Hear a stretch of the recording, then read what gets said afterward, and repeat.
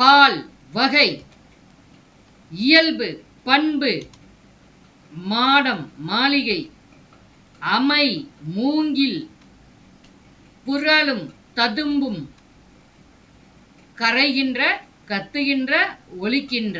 இதை கரெக்டா பார்த்துக்குங்க. கரைகின்ற கத்துகின்ற ஒலிக்கின்ற.